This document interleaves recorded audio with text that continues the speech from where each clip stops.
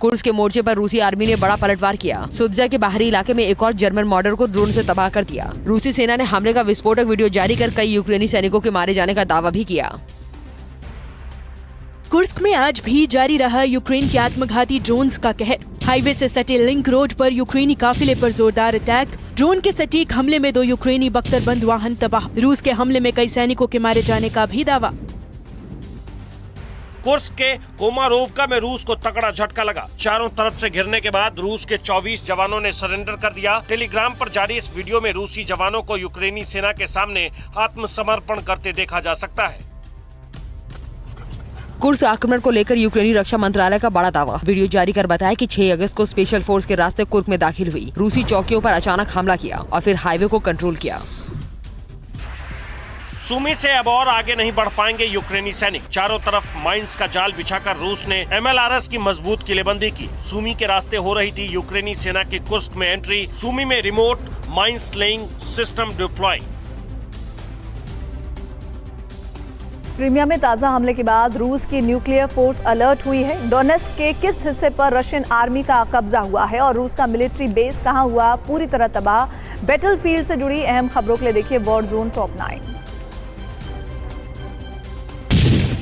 Kursk हमले में बौखलाई रूसी सेना ने डोनेट्स्क में बड़ा हमला बोला। रूसी सेना ने Mi-8 हेलीकॉप्टर, ड्रोन और MLRS से लगातार हमले के बाद सर्गेयेवका पर कब्जे का दावा किया। 24 घंटे में यूक्रेनी कब्जे वाले क्षेत्र पर 75 बार अटैक। सर्गेयेवका अटैक का यूक्रेन ने बदला लिया। डोनेट्स्क के कुराखोफ में रूसी ट्रूप्स का जोरदार हमला। ड्रोन और आर्टिलरी अटैक में रूसी सेना के 23 बख्तरबंद गाड़ियां और 3 टैंक तबाह करने का दावा। यूक्रेनी फ्रंट पर हमले के लिए निकली थी रूसी सेना। डोनेट्स्क के रूसी कब्जे वाले पेट्रोवस्की में यूक्रेन ने हमले तेज कर दिए। इसी कड़ी में गैलिक्टा शॉपिंग सेंटर पर मिसाइल से अटैक हुआ। हमले के वक्त शॉपिंग सेंटर में 100 से ज्यादा लोग मौजूद थे। कई लोगों के मारे जाने की खबर है। यूक्रेन के मिसाइल हमले में गैलिक्टा शॉपिंग सेंटर में कई लोग जिंदा जल गए। कई लोगों को स्थानीय लोगों ने रेस्क्यू कर बचाया। इस दौरान जान बचाने के लिए लोग इधर उधर भागते दिखे। पेट्रोवस्की में कई रिहायशी इमारतों पर भी मिसाइल गिरी। रूस अधिकृत डोनेट्स्क में यूक्रेन ने मिसाइल हमला कर उसके मिलिट्री बेस को तबाह कर दिया। यूक्रेनी अटैक के बाद सैन्य बेस में भीषण आग लग गई। कई रूसी सैनिक भी इस हमले में मारे गए। तस्वीरें स्थानीय लोगों के मोबाइल में कैद हो गई। यूक्रेन ने क्रीमिया में एक बार फिर मिसाइल से अटैक किया। यूरोपीय मीडिया के मुताबिक एक हमला कर्च ब्रिज के पास हुआ। इस दौरान ब्रिज के पास धमाके के बाद तेज रोशनी नजर आई। इस अटैक में कर्च ब्रिज को भारी नुकसान का दावा है। कई सैन्य ठिकानों पर भी जोरदार हमले हुए। निप्रो में भीषण जंग के दौरान यूक्रेन का Su-24 बॉम्बर तबाह हो गया। रूस ने इस्कंदर MLRS से हमला कर यूक्रेनी बॉम्बर को निशाना बनाया। रूसी रक्षा मंत्रालय के दावे के मुताबिक रूसी सेना के अटैक में यूक्रेनी एयरबेस को भारी नुकसान हुआ है। न्यूक्लियर वॉर भड़काना चाहता है यूक्रेन। ये दावा रूस के रक्षा विशेषज्ञ रेस्टिस्लाव इस्चेंको ने किया। उनके मुताबिक यूक्रेन अपने ही इलाके में अमेरिकी टैक्टिकल वॉरहेड से हमला कर सकता है और उसका आरोप रूस पर मढ़ सकता है। यूक्रेनी हमले को लेकर रूस की nuclear armed force high alert पर है। कुर्स्क और ज़पोरिज़िया प्लांट में भी सुरक्षा बढ़ा दी गई है। यूक्रेन के डर्टी बम इस्तेमाल की आशंका है। रूस ने अपने न्यूक्लियर ठिकानों की भी निगरानी बढ़ा दी है। गाजा में इजराइल का ऑपरेशन सिनवार जारी है। उत्तरी इजराइल में हिजबुल्लाह को कैसे रोकेगी IDF और ईरान पर अमेरिकी हमले का प्लान कैसे हुआ डिकोड। मिडिल ईस्ट संकट से जुड़ी खबरों के लिए देखिए महायुद्ध टॉप 9। गाजा के खान यूनिस में इजरायली वायुसेना का ऑपरेशन सिनवार आज भी जारी रहा। सिनवार को टनल से बाहर निकालने की कोशिश में IDF विमानों ने ताबड़तोड़ बमबारी की। उत्तर पश्चिम में हमास शहर में दर्जनों टनल नेटवर्क तबाह करने का दावा। खान यूनिस के कई रिहायशी इलाकों में IDF ने धुआंधार बमबारी की। IDF को रिहायशी अपार्टमेंट में हमास लड़ाकों के होने का मिला था इनपुट। एक रिपोर्ट के मुताबिक गाजा में अब तक 40,000 से ज्यादा लोग जंग की भेंट चढ़ चुके हैं। सेंट्रल गाजा में हमास के खिलाफ IDF ने फिर हमले तेज कर दिए। निकासी आदेश जारी कर IDF ने जवायदा शहर पर जोरदार बमबारी की। फिलिस्तीनी समाचार एजेंसी वाफा के मुताबिक ताजा हमलों में 10 फिलिस्तीनियों की जान गई, 20 से ज्यादा घायल हो गए। दक्षिणी लेबनानी शहर नबातीह में इजरायली वायुसेना ने जोरदार बमबारी की। IDF के इस हमले में हिजबुल्लाह का हथियार डिपो तबाह हो गया। बमबारी में मारे गए हिजबुल्लाह के 12 लड़ाके रमीश, लबौना और कफर शुबा में आर्टिलरी से हमला। पूर्वी इजरायल पर हिजबुल्लाह ने रात के अंधेरे में भीषण हमले किए। पहली बार हिजबुल्लाह ने वेस्ट बैंक से सटे रिहायशी इलाके में 100 से ज्यादा रॉकेट दागे। टारगेट पर IDF बेस के होने की आशंका है। हालांकि आयरन डोम ने कई हमलों को नाकाम कर दिया। ईरान से हमले की आशंका को देखते हुए इजराइल ने जंगी तैयारी तेज कर दी है। बॉर्डर से सटे इलाके में वॉर ड्रिल कर आईडीएफ ने ईरान और उसके प्रॉक्सी गुटों को बड़ा संदेश दिया। इस दौरान उसने F-35, F-15 और बोइंग 707 की ताकत दिखाई। इजराइल ने अमेरिका से ईरान पर डायरेक्ट अटैक करने को कहा है। सूत्रों के मुताबिक ईरान की जवाबी कार्रवाई से पहले हमले का प्लान तैयार। इजराइल ने ईरानी न्यूक्लियर प्लांट पर हमले का सुझाव दिया। विदेश मंत्रालय के विशेष दूत फ्लेर हसन नहूम का दावा। इजराइल, फ्रांस और ब्रिटेन के विदेश मंत्रियों की बैठक में ईरान के खिलाफ बनी सहमति। सूत्रों के मुताबिक इजराइल ने कहा कि डायरेक्ट वॉर में शामिल हो मित्र देश। फ्रांस और ब्रिटेन से काउंटर अटैक में साथ देने की अपील की गई। ईरान में घुसकर हमले की रणनीति बनाई गई। इजराइल पर हमले की तैयारी में जुटे ईरान ने ताकत दिखाई। अंडरग्राउंड फैसिलिटी में घातक मिसाइलों को अटैक मोड में रखा। वीडियो जारी कर इजराइल को बड़ा संदेश दिया। कहा, वॉर फ्रंट पर जाने के लिए मिसाइलों का काफिला तैयार है। और अब दुनिया भर की कुछ और बड़ी खबरों के लिए देखिए वर्ल्ड एक्सक्लूसिव टॉप 9। इजराइल पर बड़े हमलों के लिए हिजबुल्लाह ने पुख्ता तैयारी की है। वॉर ट्रेनिंग का वीडियो जारी कर सेक्रेटरी जनरल हसन नसरल्लाह ने कहा कि इजराइल पर अटैक होकर रहेगा। हमले में देरी बड़े सजा का हिस्सा। गाजा में इजराइल से समझौते को हमास ने ठुकरा दिया है। इजराइल गाजा में सैनिकों की तैनाती चाहता है, लेकिन हमास ने कहा है कि उसे पूर्ण सीज़फायर से कम कुछ भी मंजूर नहीं है। वहीं आईडीएफ ने कहा कि वो खुफिया इनपुट पर हमले जारी रखेगा। गाजा जंग पर जारी @क्लैश रिपोर्ट में खुलासा हुआ है, जिसके मुताबिक अब तक अमेरिका और पश्चिमी देशों की मदद से इजराइल ने गाजा पर बरसाए हैं 70,000 टन से भी ज्यादा विस्फोटक। हिरोशिमा और नागासाकी जैसे कई हमलों को भी आईडीएफ ने पीछे छोड़ दिया। मिडिल ईस्ट में टेंशन के बीच ब्लैक सी में दिखा तुर्की का बहुत बड़ा मिलिट्री मूवमेंट। बोस्पोरस स्ट्रेट से गुजरे तुर्की के वॉरशिप ने दिखाई जंगी ताकत। तुर्की के कई मिलिट्री विमानों ने भी ड्रिल में लिया हिस्सा। कुर्स्क ऑपरेशन और नाटो की किलेबंदी से बौखलाए बेलारूस ने न्यूक्लियर जंग की चेतावनी दी है। लुकाशेंको ने कहा कि अगर विदेशी सेनाओं ने बेलारूस के बॉर्डर को पार किया तो न्यूक्लियर अटैक तय है। तुर्की की संसद में जबरदस्त मारपीट देखने को मिला। विपक्ष के लीडर कैन अटाले की सदस्यता को लेकर आपस में भिड़े सांसद। पक्ष और विपक्ष के बीच हुई खूनी झड़प में कई सांसद जख्मी हो गए। जेल में बंद कैन अटाले की संसदीय सीट रद्द की गई। तुर्की के संसद में करीब 30 मिनट तक सांसदों के बीच खूनी संघर्ष जारी रहा। विपक्ष के नेता कैन अटाले को आतंकी कहे जाने पर भड़के पार्टी सांसदों ने सत्ता पक्ष के सांसदों पर जानलेवा हमला किया। संसद के फर्श पर चारों तरफ नजर आए खून के छींटे। अर्जेंटीना में सुरक्षा बलों ने आतंकी संगठन आईएस के बड़े नेटवर्क का भंडाफोड़ किया। अलग अलग ठिकानों पर रेड के बाद भारी मात्रा में हथियार और विस्फोटक बरामद हुए। सुरक्षा बलों ने इस्लामिक संगठन के 8 आतंकियों को जिंदा गिरफ्तार भी किया। फ्रांस में एयर शो के दौरान बड़ा हादसा हो गया। ट्रेनिंग के दौरान एक विमान समंदर में क्रैश हो गया। इस दर्दनाक हादसे में पायलट की मौत हो गई। फिलहाल रक्षा मंत्रालय के आदेश पर एजेंसियां प्लेन क्रैश की जांच में जुट गई है। को पावर्ड बाय सैनिक 710 असली वाटरप्रूफ प्लाई।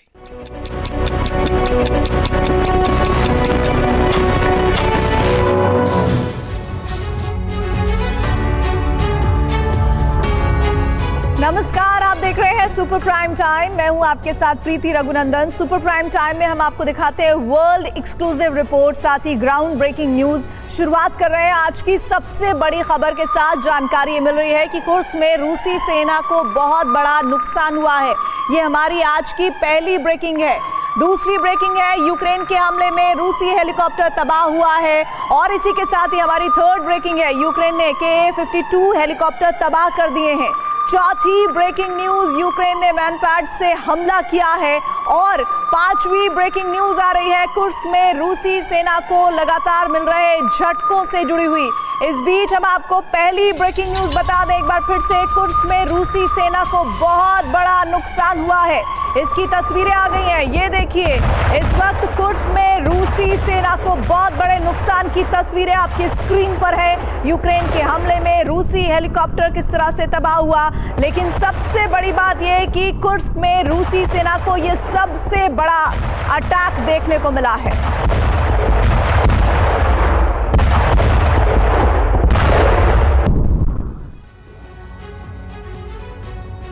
पहले कुर्स्क पर हमला और फिर रूस के 4 और प्रांतों में यूक्रेनी सेना की घुसपैठ। सवाल अब रूसी संप्रभुता का है। यही वजह है कि पुतिन अपने सबसे घातक हथियार यानी परमाणु बम के इस्तेमाल पर विचार कर रहे हैं। माना जा रहा है कि रूस की शान को कायम रखने के लिए पुतिन एटमी ब्लास्ट कर सकते हैं, लेकिन रूस की मीडिया यूक्रेनी मंशा पर सवाल उठा रही है। दावा है कि मौजूदा माहौल फायदा उठाकर यूक्रेन डर्टी बम से कुर्स्क और ज़ेपोरिजिया परमाणु प्लांट में धमाका कर सकता है, ताकि युद्ध का दायरा रूस यूक्रेन से निकलकर पूरे यूरोप तक फैल जाए।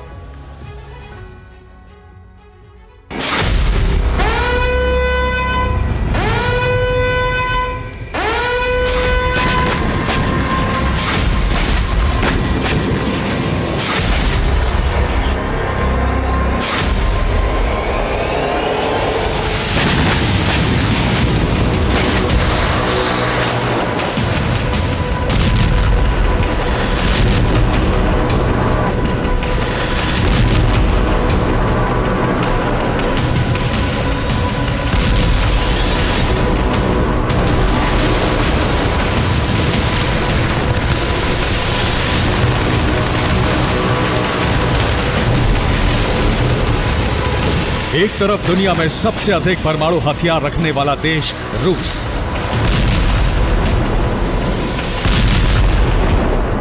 तो दूसरी तरफ एक भी परमाणु वॉरहेड नहीं रखने वाला यूक्रेन।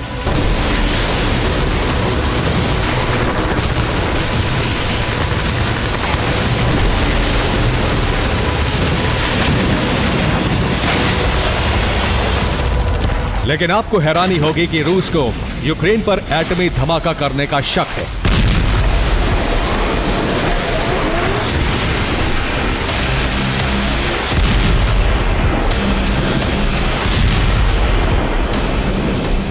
अब आप सोच रहे होंगे कि बिना परमाणु वॉरहेड के यूक्रेन एटमी धमाका कैसे कर सकता है? तो जवाब है ये दो तस्वीर। एक कुर्स्क का परमाणु प्लांट है, तो दूसरी यूक्रेन की जमीन पर मौजूद ज़ेपोरिजिया न्यूक्लियर प्लांट।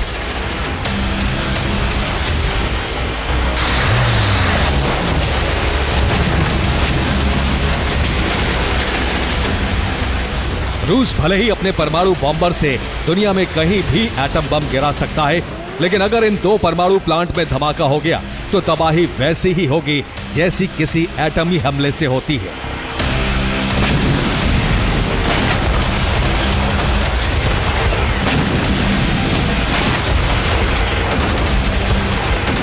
रूस की मीडिया में दावा किया जा रहा है कि रूसी परमाणु प्लांट पर कब्जा करने के बाद यूक्रेन धमाका कर सकता है।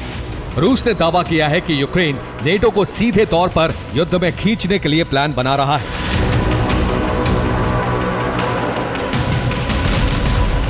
रूसी रिपोर्ट के मुताबिक यूक्रेन डर्टी बम का इस्तेमाल कर सकता है। कुर्स्क परमाणु प्लांट में धमाका हो सकता है। ज़ेपोरिजिया में भी धमाके का प्लान तैयार है।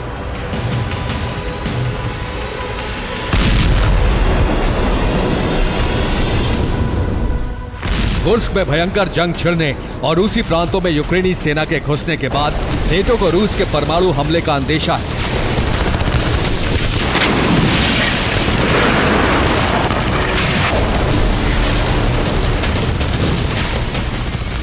अब यूक्रेन डर्टी बम के इस्तेमाल से रेडिएशन फैलाकर इसी मौके का फायदा उठा सकता है।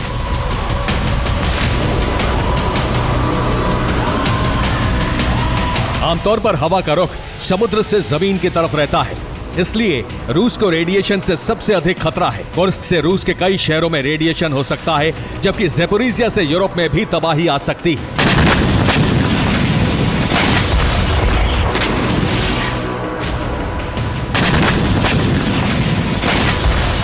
यूक्रेन के लिए भले ही ये आत्मघाती प्लान है, लेकिन मौजूदा दौर में यूक्रेन को अपने अस्तित्व को बचाना है। तो वहीं रूसी जमीन पर यूक्रेन के लगातार जीत से सवालों में रूस की साख है।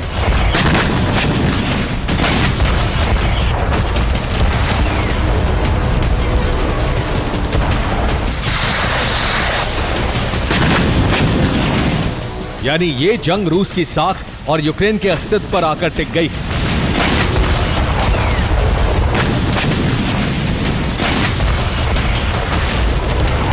और दोनों देश एटमी हथियारों के जरिए ही जीत को अपने पक्ष में करने की कोशिश में हैं।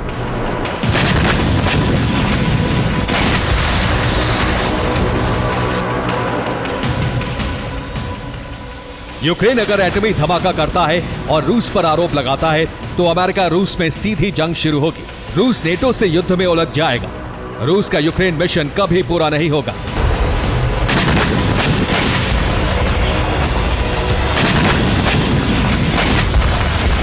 दूसरी तरफ अगर रूस ने परमाणु हथियार का इस्तेमाल किया तो यूक्रेन फौज कुर्स्क छोड़ने को मजबूर हो जाएगी। नेटो देशों में रूस के नाम की दहशत बढ़ जाएगी।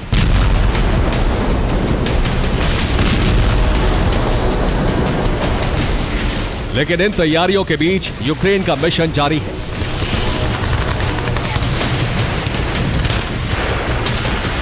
यूक्रेन ने कुर्स्क में रूसी सेना की सप्लाई लाइन को काटने के लिए हाइबर से एक पुल को उड़ा दिया। यूक्रेन अब लगातार ब्रिज और पुल को टारगेट करने वाला है। आपको यूक्रेन की पूरी रणनीति बताते हैं।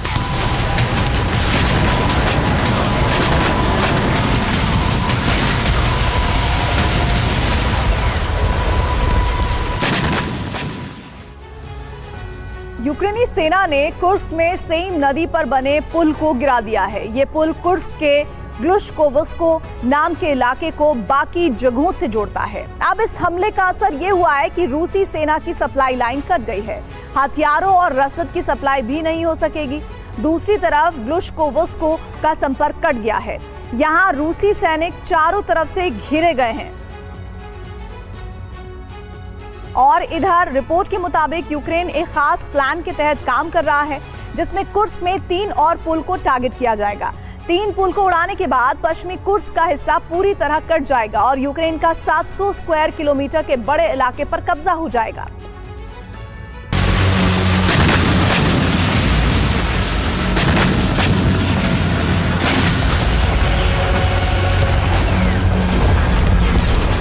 कुर्स्क में भीषण जंग के बीच सूमी भी धधक रहा है, क्योंकि यहीं से कुर्स्क पर आर्टिलरी प्रहार हो रहा है।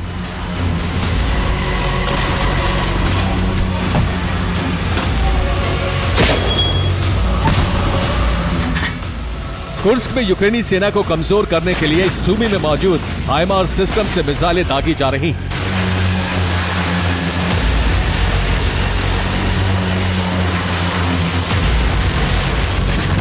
कुर्स्क के अलावा बेलगोरोद में भी यूक्रेनी सेना घुसने में कामयाब रही है। ब्रियांस्क और वोरोनिस्क में भी यूक्रेनी सेना रूस के सैनिकों पर हावी हो रही है।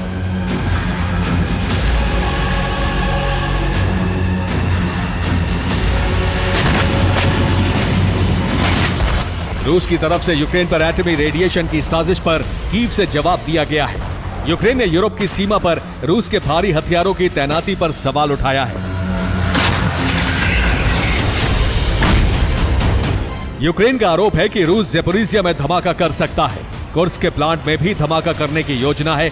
अफरा तफरी के बीच रूस यूरोप पर हमला कर सकता है।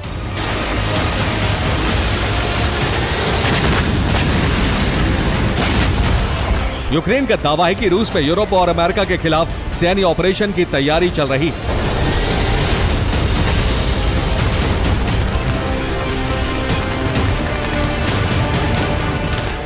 एक्सपर्ट्स के मुताबिक पुतिन के पास रूसी संप्रभुता को बचाने के लिए अब 2 ही रास्ते हैं। पहला परमाणु हथियार के इस्तेमाल का विकल्प, तो दूसरा यूरोप या बाल्टिक देश पर हमला करना। पुतिन किसी तरह से नेटो देशों में भय पैदा करने की कोशिश में है, ताकि यूक्रेन को कुर्स्क मिशन में मिल रही मदद रोकी जाए और नेटो देशों को यूक्रेन से दूर किया जाए।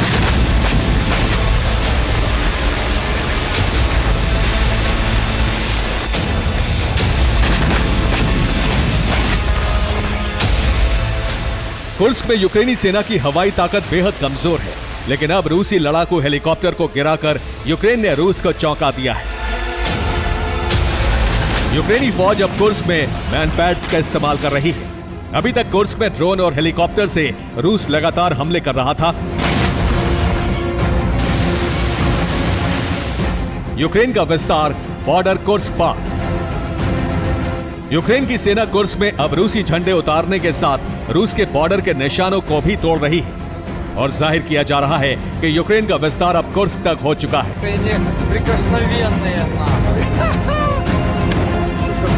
यूक्रेन के सैनिक कुर्स्क में स्थानीय लोगों से मुलाकात कर रहे हैं और उन्हें डराने की जगह उन्हें मदद देने का भरोसा दे रहे हैं। इस तरह के वीडियो से पुतिन की बेचैनी और बढ़ रही है, क्योंकि डॉनबास और लुहांस्क से रूस ने ऐसे ही वीडियो को जारी करवाया था। अब यूक्रेन उसी तरह से रूस को जवाब दे रहा है। Bureau report, TV9 Bharatvarsh.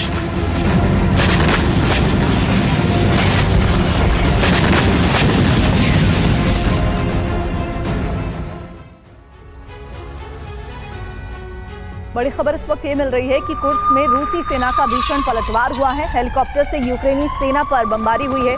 K-52 helicopter से विध्वंसक हमले की तस्वीरें आप इस वक्त स्क्रीन पर देख रहे हैं।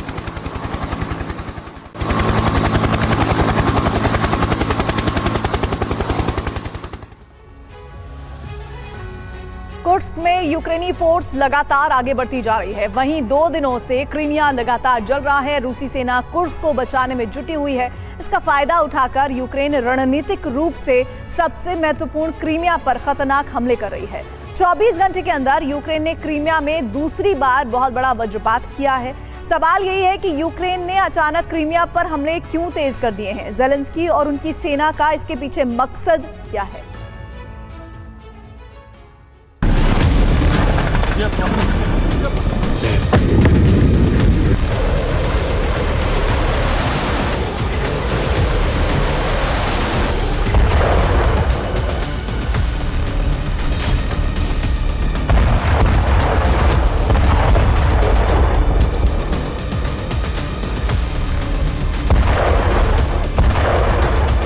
जिस वक्त रूसी सेना अपने प्रांत कुर्स्क को बचाने में जुटी है, उसी वक्त उसके कई शहरों में विनाश की बहुत बड़ी आग भड़क गई है। रूसी सेना कुर्स्क फ्रंट पर फंसी हुई है। यूक्रेनी फोर्स इसका फायदा उठाकर क्रीमिया को जला रही है। यूक्रेन ने क्रीमिया में लगातार दूसरे दिन बड़ा विस्फोट कर दिया।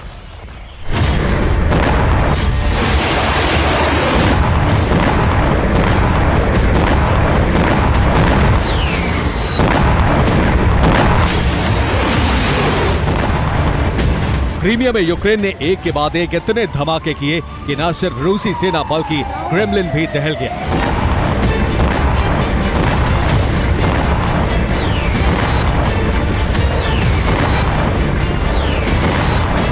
चौबीस घंटे में क्रीमिया और ब्लैक सी पर लगातार दूसरी बार बारूदी वज्रपात हुआ।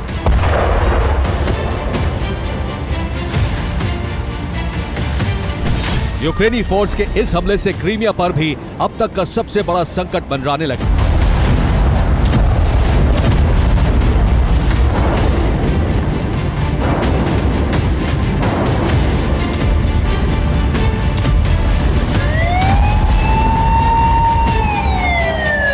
दो दिन में लगातार 2 बड़े हमलों से क्रीमिया में विनाश की आग भड़क गई है।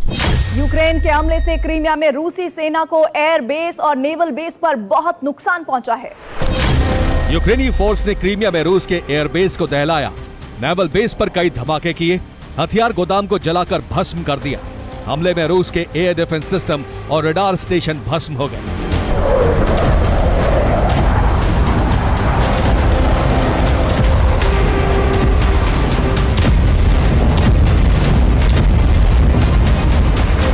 क्रीमिया में यूक्रेन ये ब्लास्ट उस वक्त कर रहा है जब रूसी सेना ने कुर्स्क को बचाने के लिए पूरी ताकत झोंक रखी।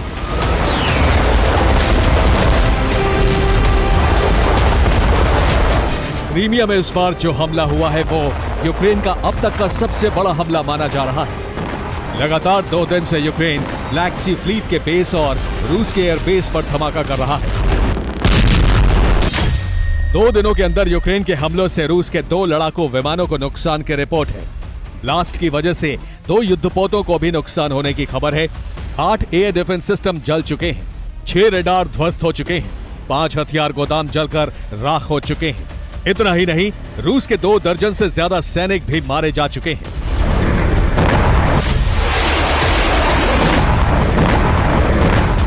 इतना ही नहीं, यूक्रेन ने रूस को क्रीमिया से जोड़ने वाले कर्च ब्रिज को भी तबाह करने की कोशिश की। यूक्रेनी फोर्स ने अमेरिकी मिसाइल अटैक एमएस से क्रीमिया पर हमला किया, लेकिन उसकी यह कोशिश नाकाम हो गई। रूस ने अटैक एमएस मिसाइल को हवा में ही इंटरसेप्ट कर लिया।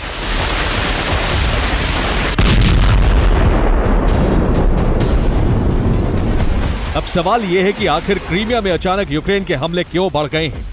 क्रीमिया में विध्वंसक प्रहार के पीछे ज़ेलेंस्की और उनकी सेना का प्लान क्या है? अब इसे भी विस्तार से समझने की जरूरत है।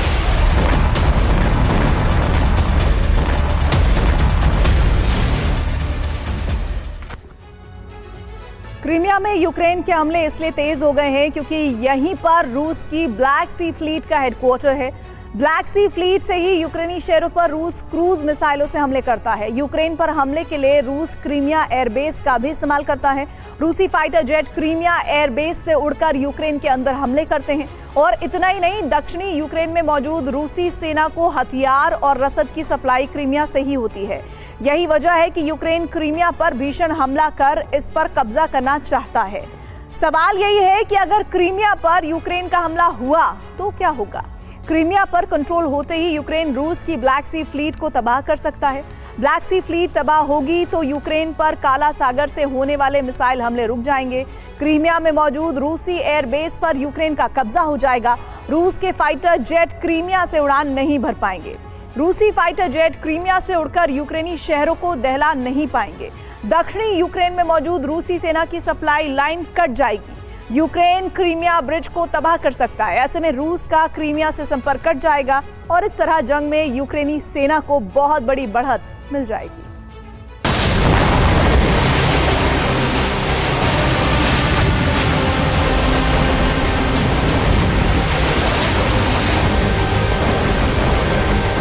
क्रीमिया में यूक्रेन के हमले लगातार सफल इसलिए हो रहे हैं क्योंकि यूक्रेनी फोर्स हर दिन अलग अलग हथियारों से प्रहार कर रही है।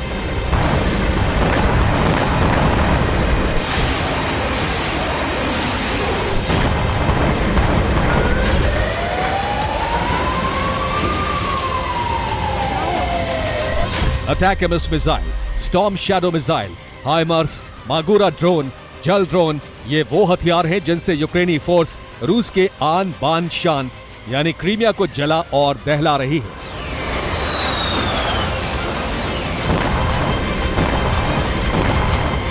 अलग अलग हथियारों से हमले की वजह से रूसी एयर डिफेंस सिस्टम चकमा खा रहे हैं।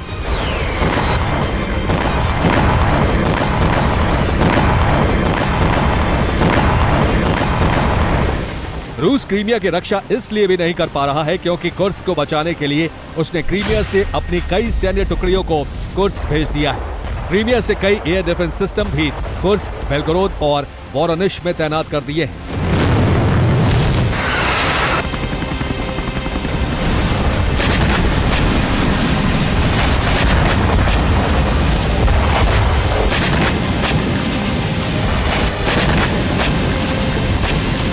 जिस वक्त रूसी सेना का पूरा ध्यान कुर्स्क पर है, उसी वक्त यूक्रेन रणनीतिक रूप से महत्वपूर्ण क्रीमिया पर हमला कर रहा है। यूक्रेन क्रीमिया पर कब्जा करना चाहता है। यही वजह है कि क्रीमिया में सैन्य अभियान बहुत तेज कर दिया गया है।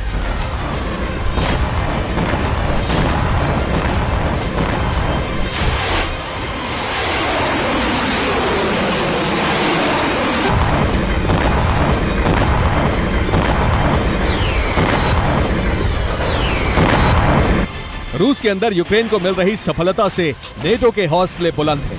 स्वीडन ने कहा है कि यूक्रेन पश्चिमी हथियारों का अच्छे से इस्तेमाल कर रहा है। यही वजह है कि रूस उसके हमलों को रोक नहीं पा रहा है।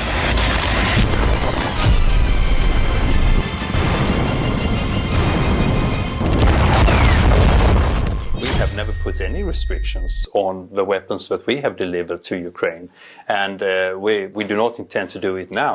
And Ukraine has put those weapons to good use.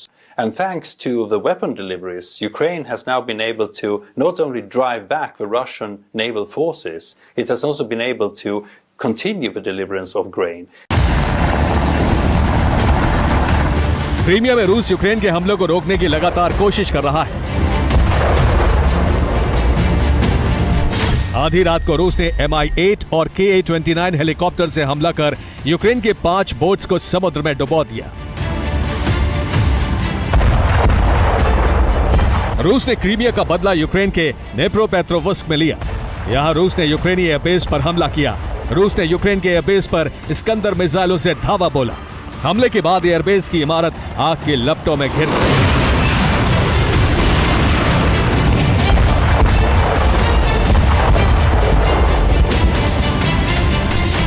Airbase पर रूस के इस्कंदर हमले से यूक्रेन का Su-24 लड़ाकू विमान तबाह हो गया। इसी एयरबेस पर यूक्रेन के MiG-29 फाइटर जेट के जलने की भी खबर है।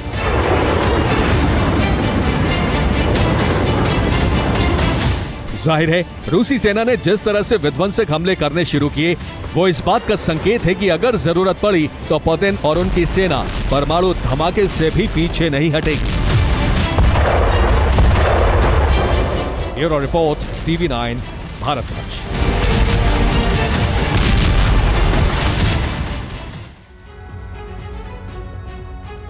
बड़ी खबर आ रही है, सूमी में रूसी सेना का विध्वंसक हमला हुआ है। लैंसेट ड्रोन से यूक्रेनी सेना पर हमला हुआ है। हमले में यूक्रेन की आर्टिलरी यूनिट खत्म हो गई है।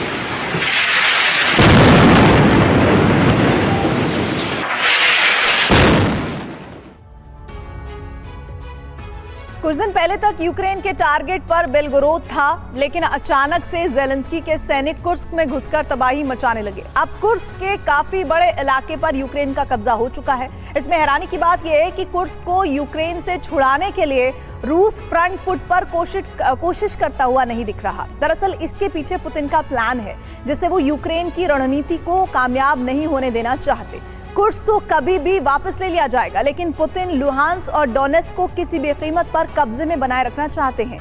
कुर्स्क क्यों युद्ध का एपिसेंटर बन गया है, इस रिपोर्ट में देखिए।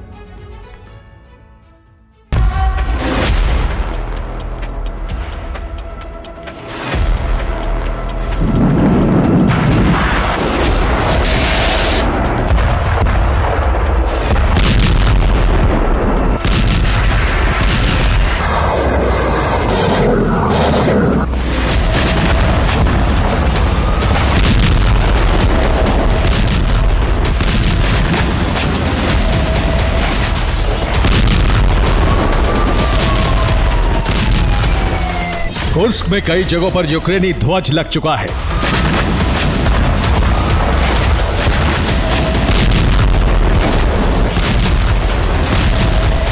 रूस के इलाके में यूक्रेन की ये अब तक की सबसे बड़ी घुसपैठ है।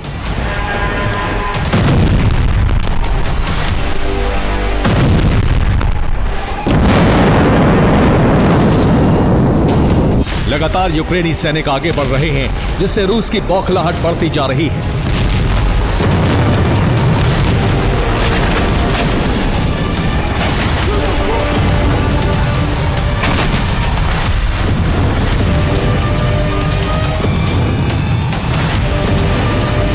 लेकिन रूस ने अभी भी फोकस यूक्रेन के इलाकों पर किया हुआ है।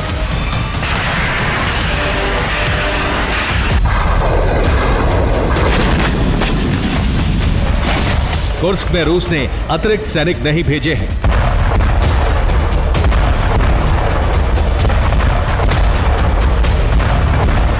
कुर्स्क को लेकर रूस अभी इतनी जल्दबाजी में नहीं है, जबकि यूक्रेन कुर्स्क से आगे बढ़ने की तैयारी कर चुका है। अगर कुर्स्क से आगे यूक्रेनी सैनिक बढ़े तो ये युद्ध का टर्निंग पॉइंट साबित होगा। तब रूस को फैसला करना होगा कि वो सुरक्षा करे या यूक्रेन पर आक्रमण।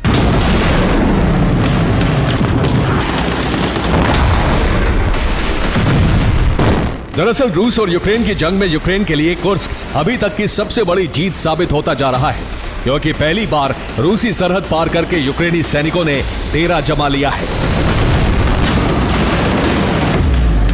ऐसे में रूस क्यों कुर्स्क खाली नहीं करा पा रहा है, दुनिया भर के रक्षा विशेषज्ञ इसके पीछे एक बड़ा कारण बता रहे हैं। रूस नहीं चाहता कि वो अपने जीते हुए इलाके हार जाए, इसलिए कुर्स्क को दांव पर लगाया गया है। लुहांस्क और डोनेट्स्क में रूस की सेना डटी हुई है। यूक्रेन वहां अपनी फौज तैनात करना चाहता है। कुर्स्क और लुहांस्क की दूरी करीब 560 किलोमीटर है। वहां तक रूसी सेना को डिप्लॉय होने में करीब 10 घंटे का वक्त लग सकता है। यानी रूस कभी भी लुहांस्क से सैनिक भेज सकता है, लेकिन वो ये फैसला नहीं ले रहा है, क्योंकि रूस के लिए लुहांस्क और डोनेट्स्क इस वक्त ज्यादा अहम है। पुतिन जानते हैं लुहांस्क और डोनेट्स्क को हार जाने का मतलब है कि यूक्रेन को बढ़त मिलना, जबकि कुर्स्क से तो कभी भी यूक्रेनी फौज को खदेड़ा जा सकता है।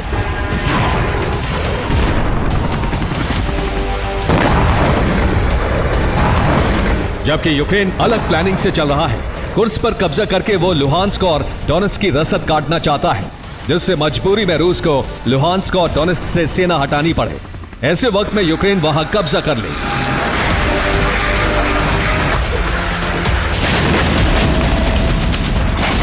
कुर्स्क के बदले लुहांस्क और डोनेट्स्क की डील करने की तैयारी यूक्रेन कर रहा है, लेकिन पुतिन इस चाल को समझ चुके हैं। न तो उन्होंने लुहांस्क खाली करने का आदेश दिया है, बल्कि यूक्रेन पर हमले और ज्यादा बढ़ा दिए हैं। यही वजह है कि बीती रात यूक्रेन के लिए सबसे खराब रात थी। रूस ने यूक्रेन में धुआं कर दिया। रूस अब कुर्स्क का बदला यूक्रेन को दहलाकर ले रहा है। इसके लिए कुछ घंटे पहले लॉन्ग रेंज मिसाइल से हमले किए गए, जिसमें कीव की कई इमारतों को जमींदोज कर दिया गया, जबकि क्रिवगोरोद और पोल्तावा में भी भारी तबाही मचाई गई है। और इन इलाकों में रूस ने सैन्य ठिकानों को भी निशाना बनाया है। इन सब के अलावा कई शहरों में भी सुखोई 35 से बमबारी की गई है, जिसमें सुमी का निशाना बनाने का भी जानकारी सामने आई है, जबकि खार्किव, चेरकासी और चेनिगोव से आगे बढ़कर यूक्रेनी सैनिकों के पीछे उन्हें धकेलने की खबर है। और इस दौरान रूसी जेट बम बरसाते रहे हैं, जबकि रूसी सैनिक यूक्रेन की मिलिट्री पोस्ट पर कब्जा करते रहे।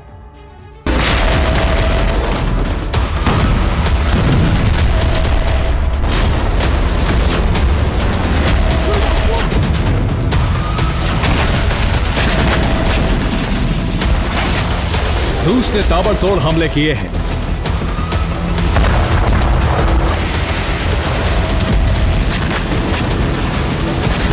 जबकि यूक्रेन को लग रहा था कि रूस कुर्स्क में सैनिक भेजेगा, लेकिन रूस ने अलग रणनीति अपनाई है। रूस अब लुहांस्क और डोनेट्स्क को अभेद्य किला बना रहा है, इसलिए ज्यादा से ज्यादा हथियार पहुंचाए जा रहे हैं।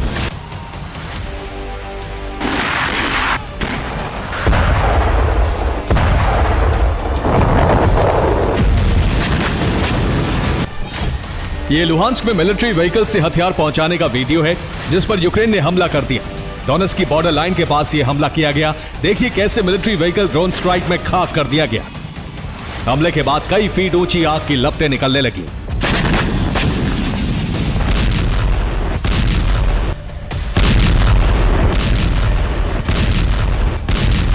इसी तरह के हमले और ज्यादा किए जा सके और रूस को बैकफुट पर लाया जा सके, इसके लिए ब्रिटेन के पूर्व पीएम बोरिस जॉनसन ने ज्यादा से ज्यादा हथियारों के साथ रूस की जमीन पर हमले की मंजूरी देने की मांग की है। Now, by all that's holy is the moment for us in the West to give them the permission to use the weaponry that we're already giving them.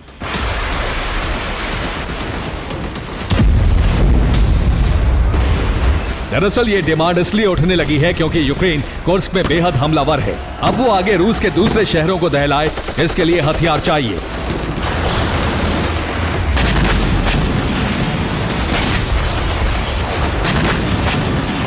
जबकि यूक्रेन ने कुर्स्क के 90% इलाके पर कब्जा कर लिया है। इसके अलावा डोनेट्स्क में रूसी एयरबेस को ध्वस्त कर दिया। इस एयरबेस पर इस्कंदर मिसाइलें तैनात की गई थी। इसके जवाब में रूस ने विध्वंसक पलटवार किया है। हमले में यूक्रेनी MiG-29 को मार गिराया, जबकि नीपर नदी के पास तैनात पैट्रियट सिस्टम को तबाह कर दिया। साथ ही एक सैन्य ठिकाना भी पूरी तरह बर्बाद कर दिया। इसके जवाब में यूक्रेन ने रूस के 14 शाहिद ड्रोन इंटरसेप्ट कर लिए।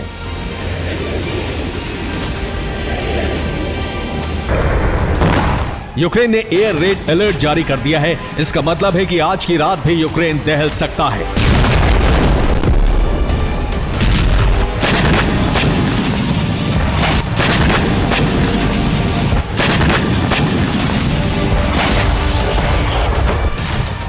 जबकि ज़ेलेंस्की कुर्स्क में रसद रोककर लुहांस्क और डोनेट्स्क जीतने का ख्वाब देख रहे हैं। उधर क्रेमलिन ने क्रीमिया से लेकर कीव तक लॉन्ग रेंज मिसाइल से हमले का ब्लूप्रिंट बना लिया है। Bureau report, TV9 Bharatvarsh.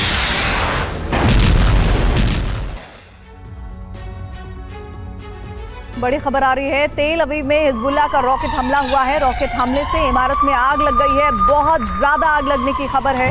आग की खतरनाक लपटों से ये पूरी इमारत घिर गई है।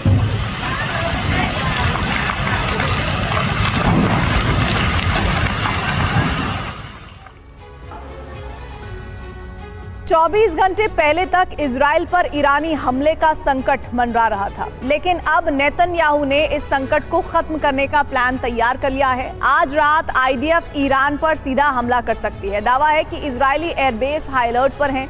इंतजार सिर्फ नेतन्याहू की हरी झंडी का है। प्रधानमंत्री ऑफिस से कॉल मिलते ही इजरायली फाइटर जेट ईरान पर बड़ा हमला कर देंगे। सवाल है कि क्या अब अरब में संधि के सभी रास्ते बंद हो चुके हैं? क्या आज रात जंग का नया गेटवे खुलने वाला है? देखिए इस रिपोर्ट में।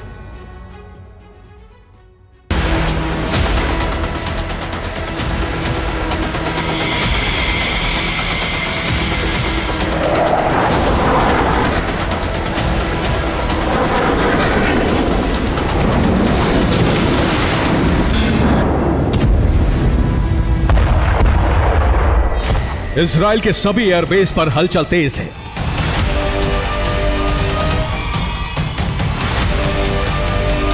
फाइटर जेट्स के टैंक फुल हो चुके हैं। मिसाइलें लोड कर दी गई हैं। हर पायलट को उसके टारगेट की सटीक लोकेशन दी जा चुकी है।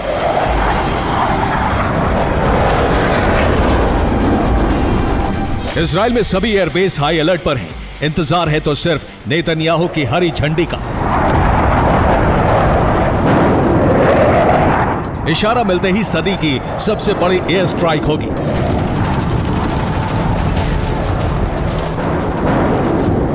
तेल अवीव से उड़े F-16 और F-35 फाइटर जेट हर उस जगह को टारगेट करेंगे जहां ईरान ने तबाही मचाने के हथियार रखे हैं।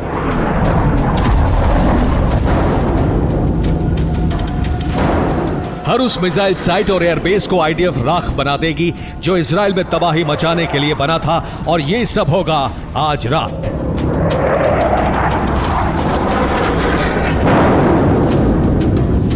दावा है कि आज रात इजराइल ईरान पर बड़ी एयर स्ट्राइक कर सकता है। IDF का प्राइमरी टारगेट ईरान के न्यूक्लियर बेस हो सकते हैं। इसके अलावा इजराइल ईरान के आर्मी बेस, एयर बेस, हथियार डिपो और अंडरग्राउंड मिसाइल सिटी को निशाना बना सकता है।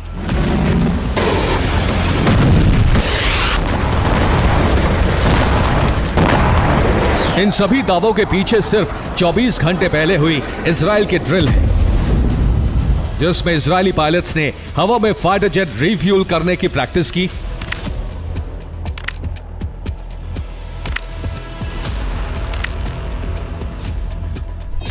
यह इजरायली एयरफोर्स की उसी प्रैक्टिस का वीडियो है। वीडियो में इजराइल के 8 फाइटर जेट्स नजर आ रहे हैं। साथ ही अमेरिका का बोइंग 707 एयरक्राफ्ट मौजूद है। ये सभी विमान एक फॉर्मेशन में उड़ रहे हैं, जबकि एक फाइटर जेट हवा में ईंधन भर रहा है।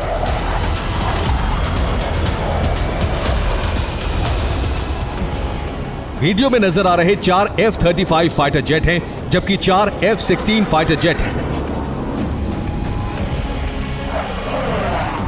वीडियो में एक एक कर सभी फाइटर जेट बोइंग 707 एयरक्राफ्ट के जरिए हवा में ईंधन भरते हैं।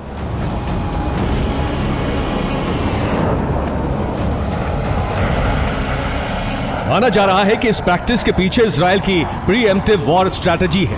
इजराइल ईरान पर हमला क्यों कर सकता है, यह जानने के लिए आपको प्रीएम्प्टिव वॉर स्ट्रैटेजी को समझना जरूरी है।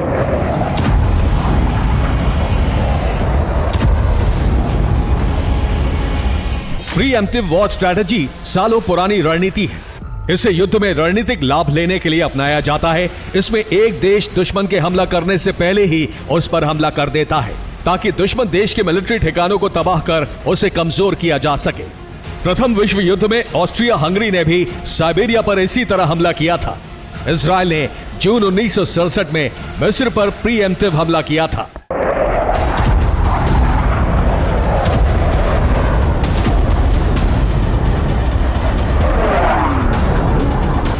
इजराइल तय कर चुका है कि वो हर हाल में ईरान के खतरे को मिटाकर रहेगा। इजराइल चाहता है कि पश्चिम उसकी मदद करे। ब्रिटेन और फ्रांस से वो खुलकर युद्ध में शामिल होने की मांग कर चुका है।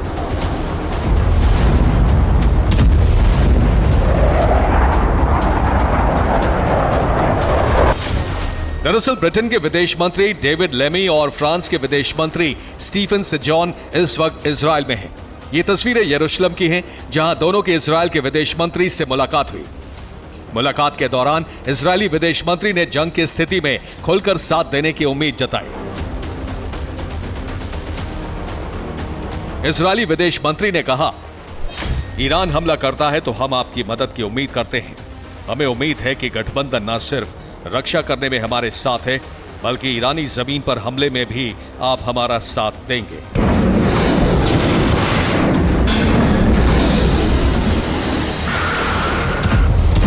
इजराइल का इरादा पक्का है। उम्मीद है वो आज रात ही हमले को अंजाम दे सकता है। ऐसा इसलिए क्योंकि अगले 24 घंटे में अमेरिका के विदेश मंत्री एंटनी ब्लिंकन इजराइल दौरे पर पहुंचने वाले हैं।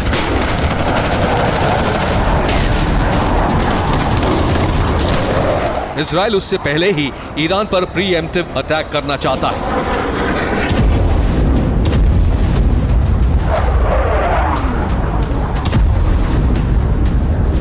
अमेरिका ने करीब 2 हफ्ते पहले ईरानी हमले का इनपुट दे दिया था। वो हानिया की मौत का बदला तो लेना चाहता है, लेकिन अभी तक हमले के तरीके को लेकर कंफ्यूज है।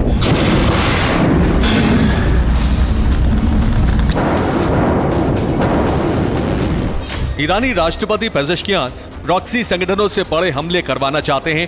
IRGC कमांडर ईरानी धरती से सीधा इजराइल पर हमले की वकालत कर रहे हैं। IRGC में एक गुट इजराइल पर एटमी हमले के लिए दबाव डाल रहा है। हालांकि इजराइल की ट्रेनिंग के बाद से ईरान का यह कंफ्यूजन दूर होता दिख रहा है। ईरान को इजराइल के हमले की भनक है। ऐसे में उसने एक वीडियो जारी कर इजराइल को चेतावनी जारी की है। ये ईरान की नई अंडरग्राउंड मिसाइल सिटी का वीडियो है। इस वीडियो में कई लॉन्ग रेंज और शॉर्ट रेंज मिसाइलें नजर आ रही हैं। वीडियो जारी करने के कुछ ही मिनटों बाद IRGC के ब्रिगेडियर जनरल मोहम्मद बकपौर का बयान सामने आया है, जिसमें इजराइल के लिए बड़ी धमकी छिपी है।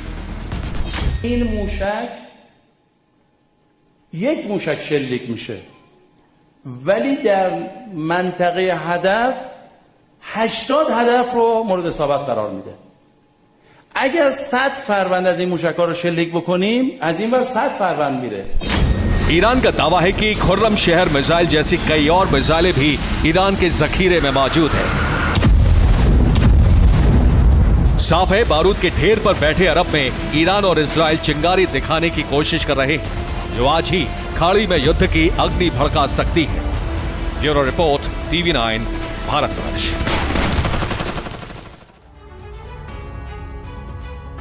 बड़ी खबर आ रही है, खैरसौन में रूसी सेना का MLS अटैक हुआ है। यूक्रेनी कमांड पोस्ट पर रॉकेट की बरसात हुई है। हमले में यूक्रेन के 9 सैनिक मारे गए।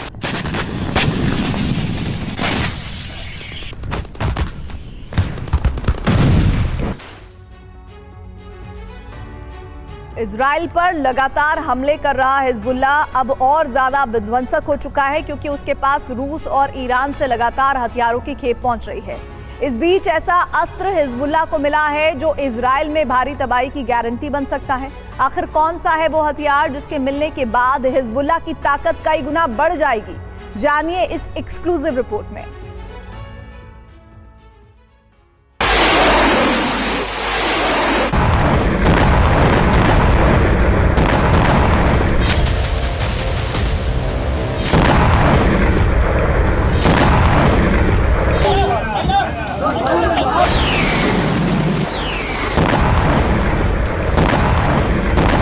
अब इजराइल एक बड़े संकट में घिर गया है। पहले से ही ईरानी प्रॉक्सी ताबड़तोड़ हमले कर रहे हैं।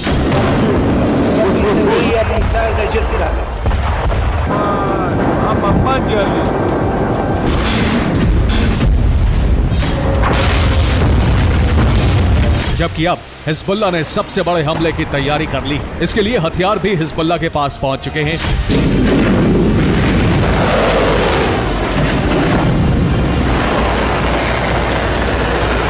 सबसे पहले यह समझिए कि युद्ध में हिजबुल्लाह कौन सा नया प्रयोग करने जा रहा है।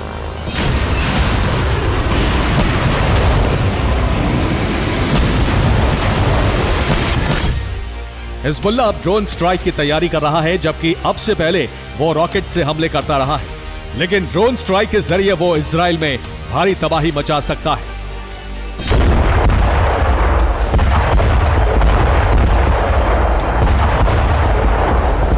हिजबुल्लाह को ड्रोन भी रूस से सप्लाई हो रहे हैं, जबकि शाही ड्रोन ईरान से मिलने की खबर है।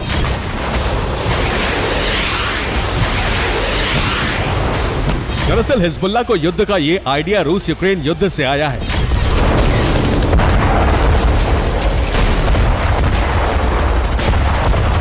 हिजबुल्लाह इसी तरह ड्रोन का इस्तेमाल करेगा जैसे रूस ने यूक्रेन में तबाही मचाई है। अब इजराइल पर रूस से मिले ड्रोन से हमला किया जाएगा। खास तौर से उत्तरी इजराइल पर हमले किए जाएंगे। यानी अब इजराइल में भी यूक्रेन जैसी तबाही दिख सकती है।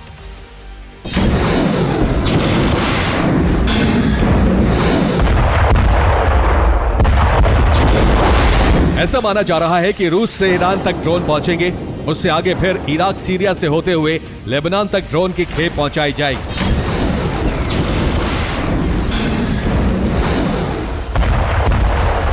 यानी हिजबुल्लाह लंबे वक्त तक युद्ध की तैयारी कर रहा है, जबकि इजराइल लेबनान में हिजबुल्लाह ठिकानों को तबाह करके उसे मौका नहीं देना चाहता है।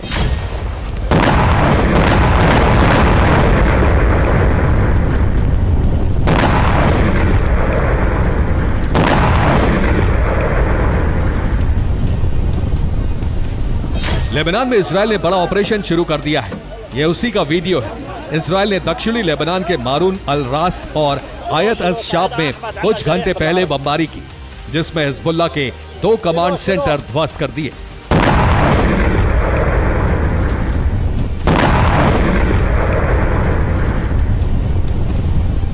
इसके अलावा इजराइल के फाइटर जेट ने कफ्र इलाके में एक फैक्ट्री को भी निशाना बनाया। बताया जा रहा है कि फैक्ट्री में हिजबुल्लाह ने हथियार छुपाकर रखे थे।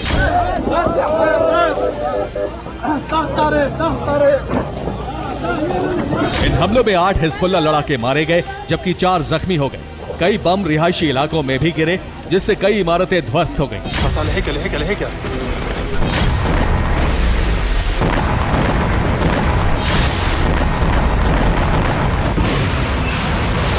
लेबनान की मीडिया ने दावा किया है कि इजराइल के हमलों में 12 सिविलियंस की मौत हुई है, जिसमें 6 बच्चे थे। इजराइल का यह हमला हिजबुल्लाह के पास ड्रोन की खेप पहुंचाने की खबर के बाद हुआ है। हिजबुल्लाह के पास कौन कौन से ड्रोन पहुंचे हैं, उसके बारे में बताया गया है कि स्वार्म ड्रोन, डॉग ड्रोन और शाहिद ड्रोन। अब हिजबुल्लाह इनका इस्तेमाल हमले में करने वाला है। दूसरी तरफ सीरिया में इजराइल ने बमबारी शुरू कर दी है, क्योंकि इसी रूट से लगातार हथियार हिजबुल्लाह तक पहुंच रहे हैं।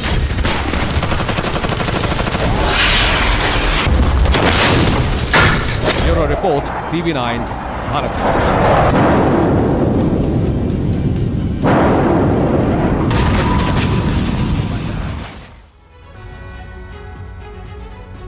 गाजा में एक बार फिर से अचानक इजराइल के हमले तेज हो गए हैं। गाजा में आईडीएफ की बमबारी इसलिए भीषण हो गई क्योंकि कतर में युद्ध विराम को लेकर हो रही बातचीत का कोई नतीजा नहीं निकल सका। हमास का आरोप है कि शांति समझौता इसलिए नहीं हो पा रहा है क्योंकि नेतन्याहू बाइडेन के प्रस्ताव को मानने को तैयार नहीं है। तो सवाल यही उठता है कि अगर युद्ध विराम नहीं हुआ तो गाजा का अंजाम क्या होगा।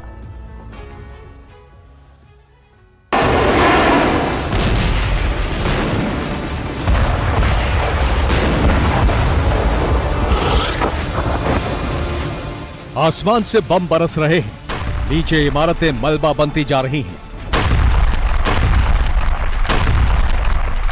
हर धमाके के साथ बड़ी तादाद में जाने जा रही हैं। गाजा में इजरायली सेना की बमबारी बहुत तेज हो गई है।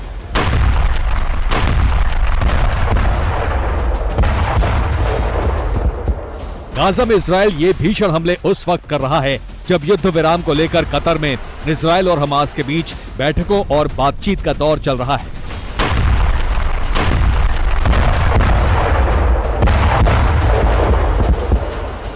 आईडीएफ के नए और विध्वंसक हमलों की वजह से गाजा की धरती शमशान बनती जा रही है।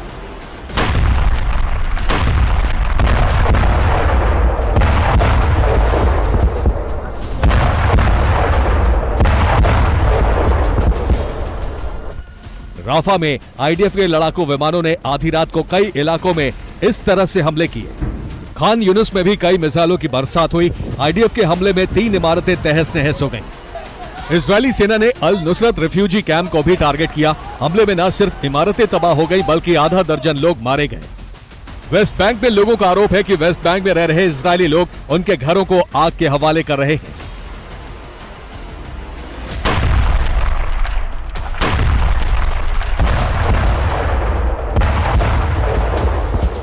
गाजा में इजरायल के हमले इसलिए तेज हो गए हैं क्योंकि युद्ध विराम के मसौदे पर अब तक सहमति नहीं बन सकी है। हमास के मुताबिक इजरायल ने जो वादा किया था उससे मुकर रहा है। नेतन्याहू उस प्रस्ताव को स्वीकार करने से मना कर रहे हैं जिसे 2 जुलाई को बाइडेन ने दिया था। इजराइल फिलाडेल्फिया और नेतजारिम कॉरिडोर को छोड़ने के लिए तैयार नहीं है। यही वजह है कि युद्ध विराम की अमेरिकी कोशिशों पर पानी फिरता जा रहा है। अब हमास ने अमेरिका से कहा है कि वो इजराइल पर प्रस्ताव को मानने का दबाव डाले, लेकिन गाजा में इजरायली सेना का आक्रामक रुख बता रहा है कि नेतन्याहू प्रस्ताव को किसी भी सूरत में नहीं मानेंगे। गाजा में इजराइल की बमबारी तेज हुई तो हमास ने भी पलटवार करना शुरू कर दिया।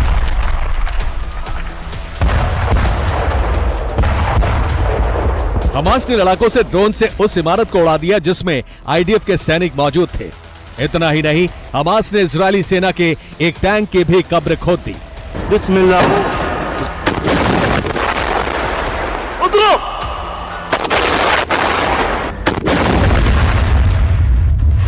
इजराइल के हमले को लेकर पोप फ्रांसिस ने कहा है कि गाजा में इजराइल का हमला आतंकी हमला है, इसे तत्काल रोकना होगा। लेकिन नेतन्याहू और उनकी सेना को ऐसे विरोध से कोई असर नहीं पड़ रहा है। गाजा में इजराइल का ऑपरेशन हर बीतते दिन के साथ विध्वंसक होता जा रहा है।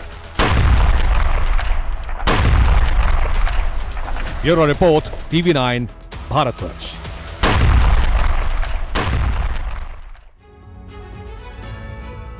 रूस यूक्रेन जंग में पुतिन के नए ड्रोन की एंट्री होने वाली है। ये ड्रोन यूक्रेन सेना के विध्वंस की गारंटी माना जा रहा है। ऐसा इसलिए क्योंकि रूस का नया ड्रोन 250 किलो यानी 250 किलो का है और फैब 250 बम लेकर उड़ने में सक्षम है। अगर ऐसा वाकई संभव है तो यूक्रेन सेना के लिए आने वाले दिन बहुत ज्यादा विध्वंसक होने वाले हैं।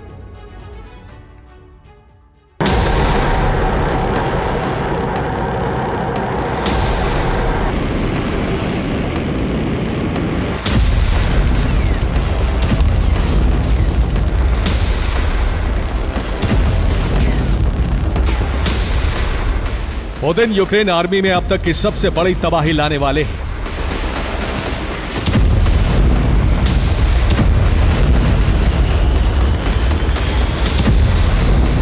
ऐसी तबाही जिसके सामने ज़ेलेंस्की के जवान घुटने टेकने के लिए मजबूर हो जाएंगे। इस तबाही के सेंटर में होगा फैब बम, जिसे टारगेट पर हिट करने से रोकना यूक्रेन के लिए अब बड़ी चुनौती होने वाला है।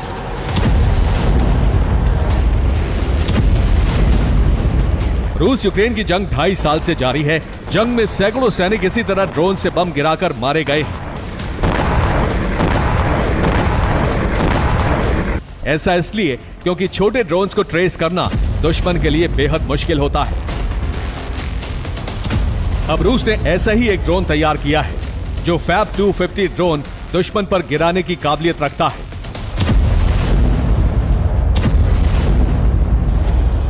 इस ड्रोन का नाम है मोटिलोग ड्रोन, जिसे रूस में ही बनाया गया है।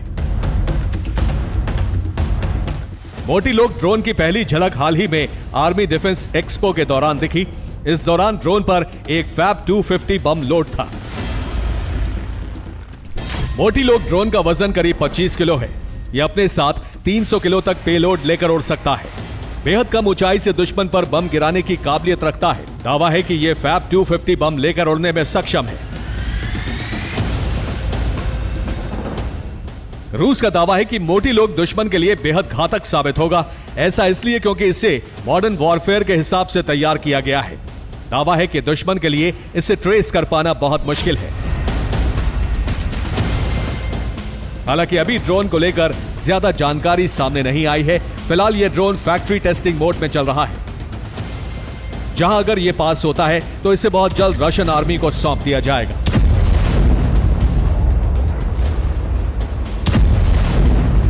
Bureau report, TV9 Bharatvarsh.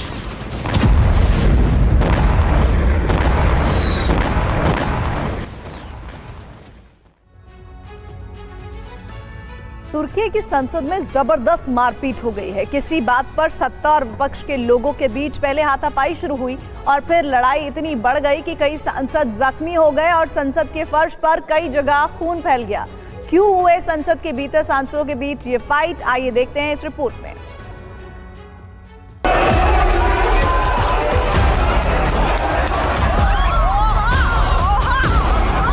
Podium पर तुर्की के सांसद ने ऐसा कुछ कहा कि अचानक विपक्षी पार्टी के सांसदों ने हमला कर दिया।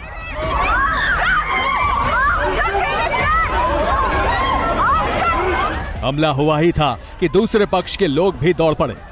2 लोगों की हाथापाई से शुरू हुई ये लड़ाई अचानक एक बड़े घमासान में तब्दील हो गई।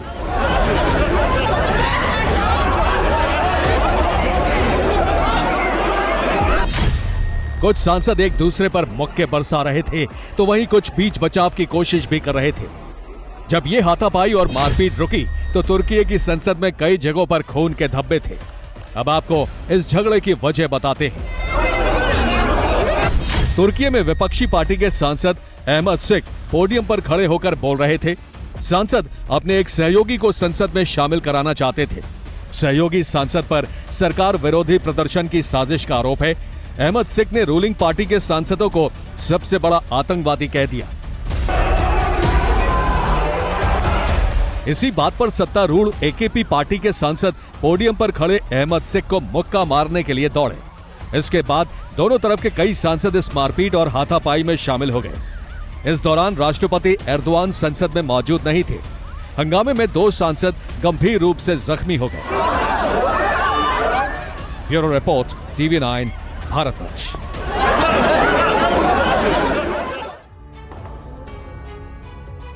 अमेरिका सोवियत एरा के ऐसे हथियारों पर काम कर रहा है जो आने वाले वक्त में युद्ध की तस्वीर बदल सकता है। इसमें वॉरशिप और कार्गो प्लेन की सभी खूबियां होंगी। अमेरिका का दावा है कि यह समंदर, रेगिस्तान और बर्फीले युद्ध क्षेत्र में सेना की सबसे बड़ी ताकत बनेगा।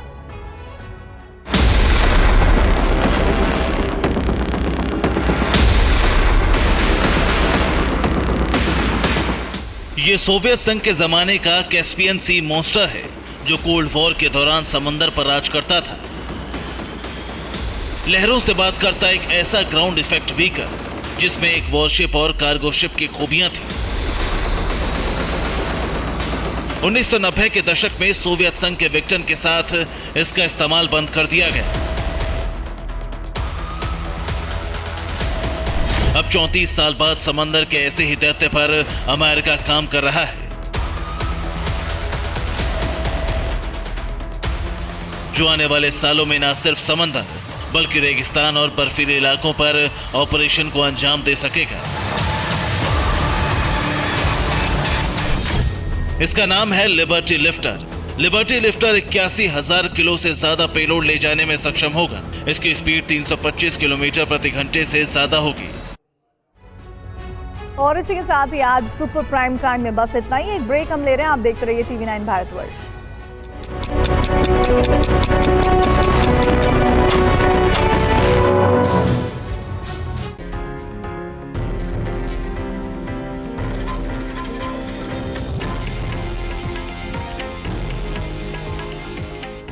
ये है देश का नंबर 1 न्यूज नेटवर्क और आप देख रहे हैं TV9 भारतवर्ष। फिक्र आपकी, परवाह देश की। दोपहर का प्राइम टाइम, सारी बड़ी खबर loud and clear Surabhi Sharma के साथ सोमवार से शुक्रवार दोपहर 2 बजे। TV9 भारतवर्ष, अब तो सब देख रहे हैं, क्या आप नहीं?